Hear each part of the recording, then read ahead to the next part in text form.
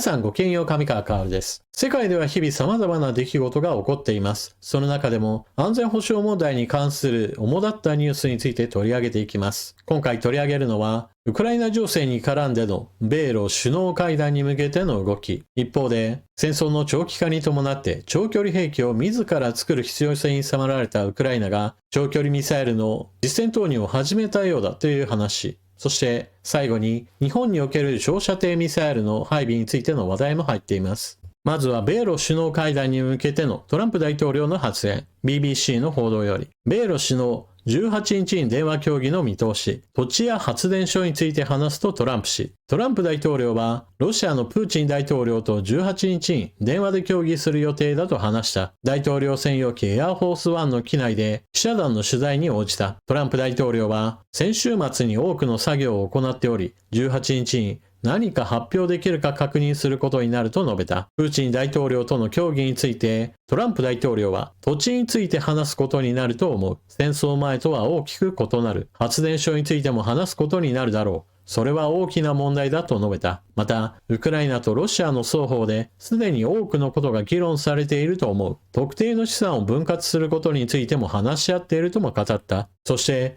この戦争を終わらせることができるかどうかを見たい。できるかもしれないし、できないかもしれないが、非常に良いチャンスだと思うと話した。トランプ大統領はプーチン大統領との話し合いの中で2つの議題を取り上げようとしています。まず第一に発電所について。発電所というのは、ウクライナ南部ザポリージャ州にあるザポリージャ原発です。このザポリージャ原発はヨーロッパ最大級の規模であり、ウクライナにとっては非常に大きな発電施設となっています。しかし、2022年のロシア軍による本格的な侵攻に伴って、ロシア軍による攻撃を受け、占領されてしまいました。現在でもザポリージャ原発については、ロシア軍の制圧下にあります。そして、ウクライナ軍の反撃作戦は、当初南部におけるこのザポリージャ原発を奪還することも一つ大きな目標となっていました。しかし、奪還作戦は失敗し、現在でもウクライナ南部における戦線は膠着状態になっています。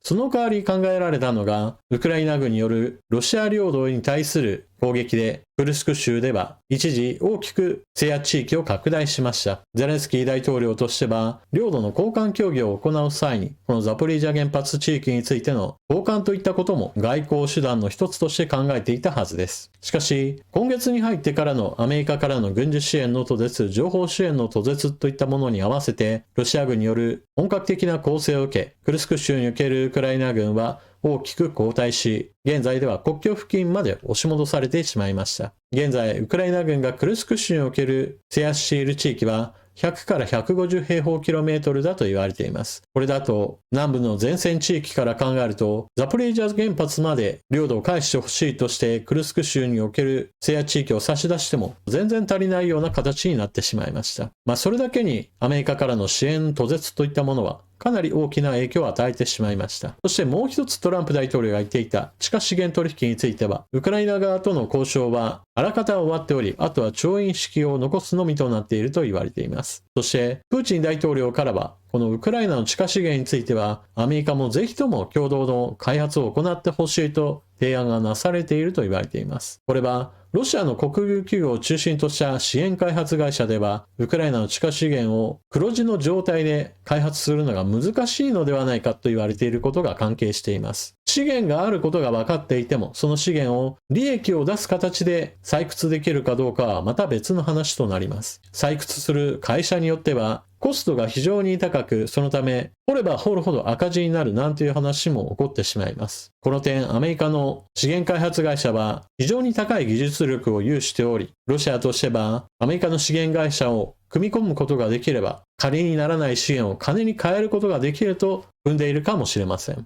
しかし、プーチン大統領にしてもトランプ大統領にしても自分たちがこの地域における利益を獲得するための外交といったものを前面に出している関係で果たして停戦協議が前進するかといった点についてはかなり疑問視されています。現在トランプ政権はウクライナ支援のための新規の予算を一切獲得していません。大統領令で様々な政策は打てますが予算については議会で下院上院で採決が必要です。バイデン政権の時に獲得されたウクライナ支援予算については、バイデン大統領は基本的に使い切っていますから、ウクライナに対する軍事支援、今から何かを行おうとすれば、必ず予算の裏付けが必要となります。プーチン大統領にしてみれば、この状況を見透かして、停戦交渉の期間を長ければ長いほど、アメリカからウクライナに対する支援は立ち枯れしてしまうということを狙うかもしれません。ウクライナに対する支援にはかなり後ろ向きなトランプ大統領ですが、一方においてイスラエルに対しては軍事力を用いた支援を実施しています。今回、イエメンのフーシ派に対する攻撃を実施したと発表しました。イエメンのフーシ派は、イランからの支援を受けており、反イスラエルの姿勢を鮮明にしています。こちらが公開されたアメリカ軍による攻撃、軍艦からのミサイル攻撃やもしくは空母から発艦する戦闘機の姿などの映像が公開されました。トランプ大統領はイエメンの反政府勢力フーシ派への大規模攻撃を命じ、イエメン各地のフーシ派の拠点などを空爆しました。フーシ派は31人が死亡、101人が負傷したと述べ、侵略者を罰すると報復を宣言しています。トランプ大統領が就任して以降、中東で最大規模の軍事行動で、ロイター通信が伝えたアメリカ当局者の話などによると、攻撃は数週間続く可能性があるという。トランプ氏は SNS で、フーシ派がアメリカなどの船舶や航空機、無人機に海賊行為やテロ行為を繰り返してきたと非難し、やめなければ見たことがないような地獄が降りかかると警告した。フーシ派はパレスチナ自治区ガザでの戦闘開始後、イスラム主義組織ハマスとの連帯を掲げ、紅海周辺でのイスラエル関係線への攻撃などを続けた。バイデン政権もフーシ派拠点などを数回攻撃したが、フーシ派の活動を抑止できず、アメリカ国防総省などによると、これまでにアメリカなどの軍艦が174回、商船が145回の攻撃を受けた。フーシ派はガザでの1月の停戦合意を受け攻撃を停止したが、イスラエルによるガザへの物資搬入停止に反発して11日に攻撃を再開すると宣言しており、これが米軍が攻撃する引き金になったものとみられる。中東地域における戦闘では、イランとイスラエルの関係をミスすることはできません。イランはイスラエルに対する攻勢を、主には自分たちの影響力が及んでいる武装組織などを活用します。イエメンのフーシ派はイラン側からの兵器支援などを積極的に受けており、サウジアラビアを飛び越えての長距離ミサイルやドローン攻撃などを実施する能力があります。しかし、イランからイエメンに対する不正な武器密輸といったものは繰り返し行われており、イエメンのフーシ派に対する空爆を行ったとしても、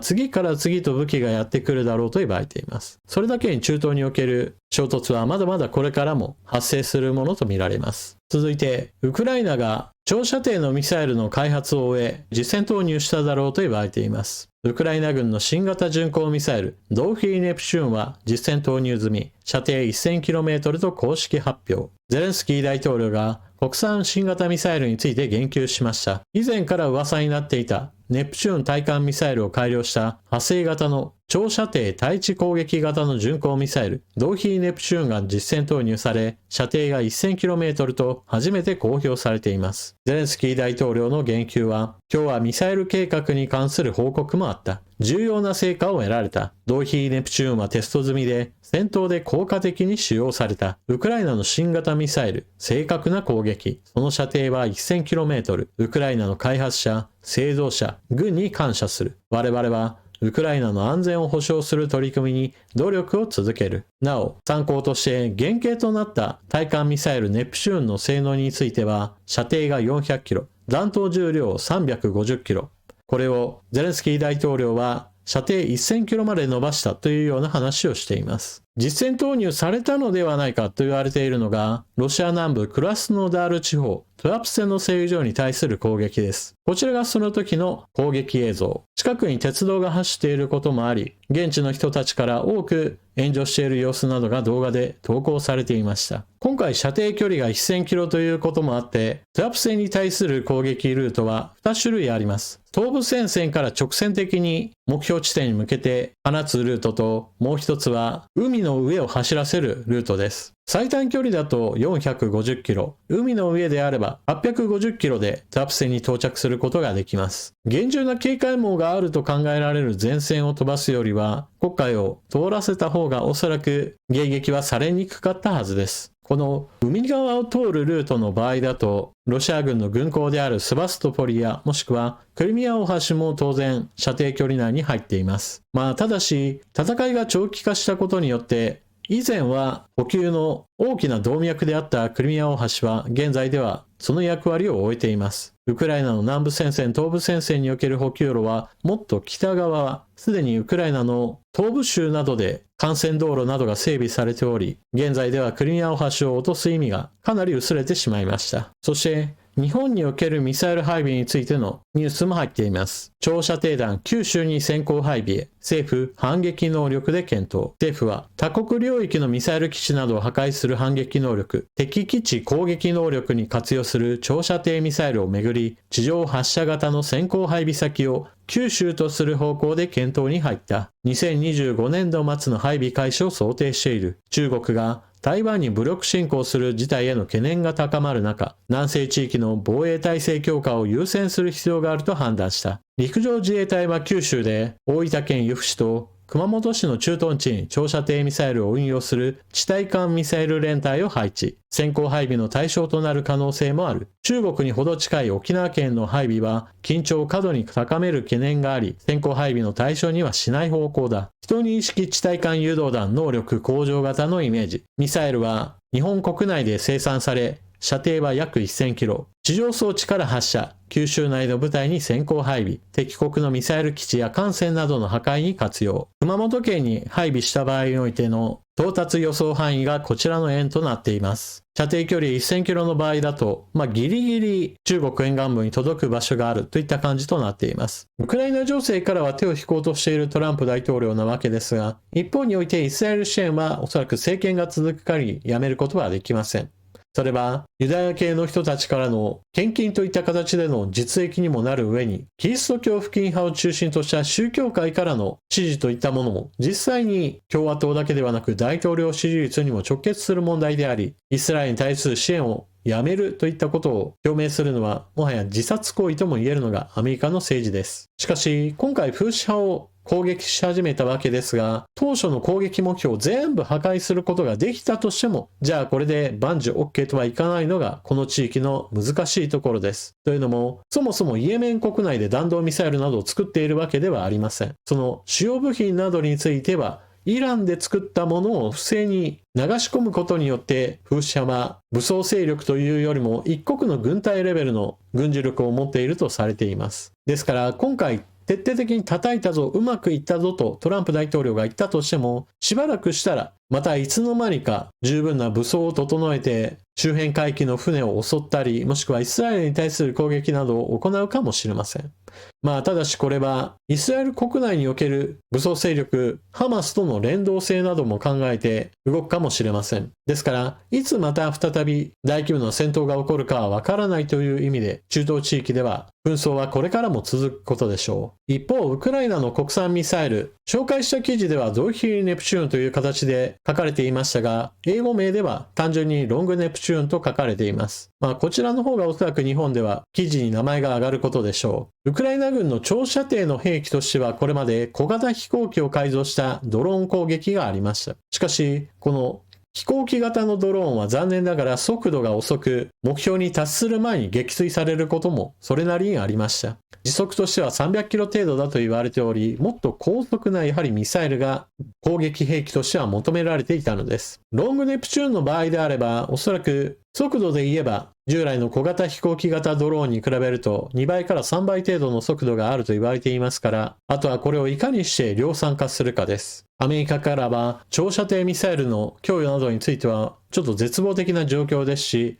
一方においてイギリス、フランスの供与する巡航ミサイルについては供与はされるものの、アメリカ並みの大規模な支援とは残念ながらなりません。あとはドイツから巡航ミサイルタウスの供与が始まれば良いのですが、それもまた新政権では供与に前向きではあるものの、予算付けといったものもあり、まだもうちょっと時間が必要です。そうした意味で、自分の国で必要な兵器を自分の国でどんどんと作っていくということ、これを進めていくのは重要なことです。そういった意味で、今、日本において、長射程ミサイルの開発、そして配備が始まろうとしていることは、私は一歩前進だと思います。12式地対艦誘導ミサイルの改良型については、現在の配備されるものでは射程距離は1000キロ程度だと言われています。しかし、今後も開発は続けられ、射程距離2000キロ、3000キロといった極超音速ミサイルなどについての開発も進められていると言われていますから、順次この後様々なバリエーションのミサイルが開発され、そして配備が進んでいくことでしょう。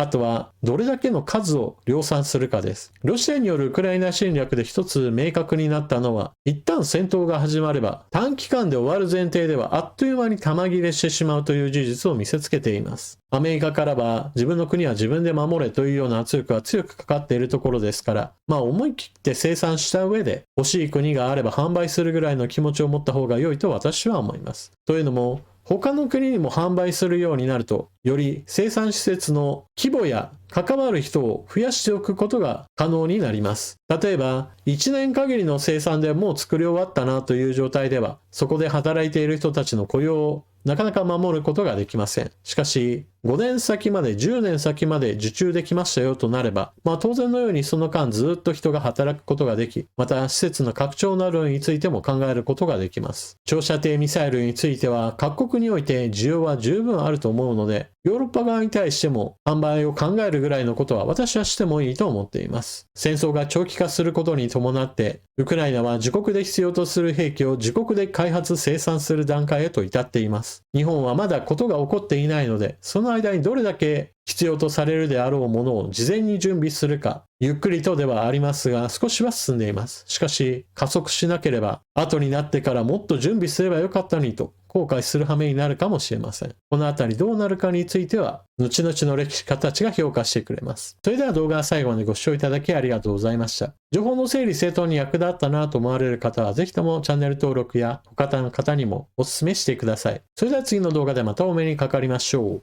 またね。